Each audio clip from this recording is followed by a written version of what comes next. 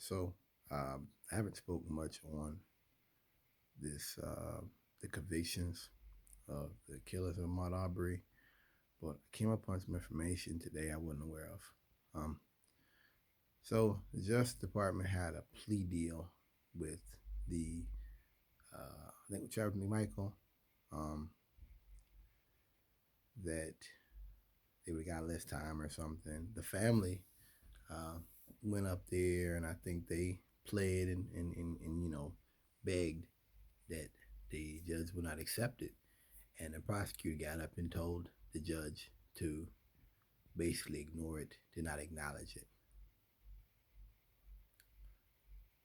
Um, to me, that's sick. People put forward a great video in which they made the point that this whole case was about Joe Biden getting a political point, that he didn't want to go out the way Obama went out with Michael Brown, Trayvon Martin. These cases, these weren't convictions. Um, Let me say as an aside. I've talked about it before. The 21st century policing, the documents put forward, the investigations of police officers. That a lot of these cases, a lot of these books, in case you can read, these cops weren't convicted. A lot of them didn't lose their jobs, but people like look at that as like it's a step in the right direction, I guess. So Biden was doing this to have another feather in his hat. And I never thought about that before. And I understand that they got convicted in Georgia state court, so they're going to be going to prison for a long time. And in the case of the father, he's probably going to die in prison. But it's still pretty dark. I studied criminal justice. That was my degree. That was my major. Excuse me. And when you study these things and you have to spend so much time learning, I did a project on the Law Society, which you have to look at how the hiring of police officers, how different areas have different things. I know, like, from what I understand, Alaska State Police won't hire for 10 years after misdemeanor. And you have departments that uh, have hired people who have restraining orders in their background and stuff like that in recent history. When you do these projects and you do this studying, it makes you have a respect for this stuff. Not in I believe in the law, but it's just that you had to learn this shit, and then to see somebody flout what you've learned, it's kind of like what. Um, what happened to Ahmaud Arbery uh, was a slap in the face to law enforcement everywhere. Martin Luther King spoke on um, he spoke on a threat to a, a, a injustice anywhere is a threat to justice everywhere. I think that's a great analogy to this. Um, I think the Ahmaud Arbery case cast a dark shadow upon Georgia law enforcement, and I don't think people will ever maybe see them the same again. Because I don't just talk about the murder of Ahmaud Arbery. I talk about the fact that these evidence was suppressed and how you've got this. You got three men on the scene, two of them, armed, covered in blood, and you don't think there's a suspect. You don't think there's any suspect here.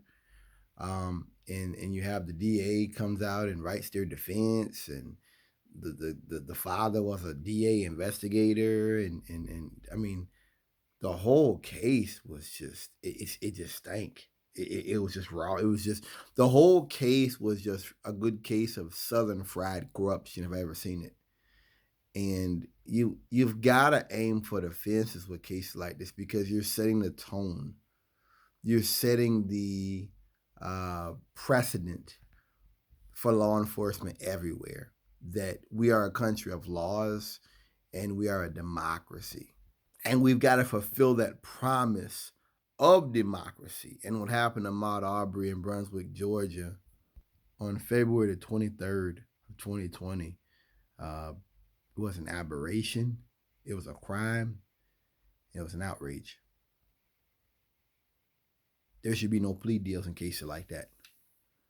Shouldn't be, especially when the family denies. But you have to remember, though, as I said before, the conviction wasn't about the family and the victim and all that. The case was about preventing the kind of violence we saw in this country after Michael Brown, after Trayvon Martin, other shootings we saw with the shooting in Charlotte. Well, that was a couple of years ago. That was more recent, but the violence we've seen the last, before Biden was elected. So that's a good example.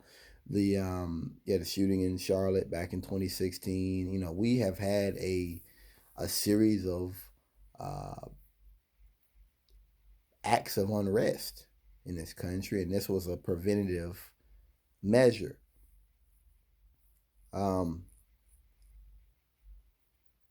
You Let me read a few more things. I'm gonna end it here.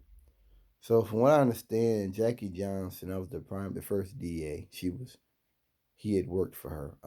Gregory McMichael, the father, had worked for her as an investigator. Um, the police they wanted to arrest the father and the son, and she shut them down to protect her friend Gregory McMichael. The officer concluded this probable cause of making an arrest, but when they contacted Johnson office, they were told not to make the arrest.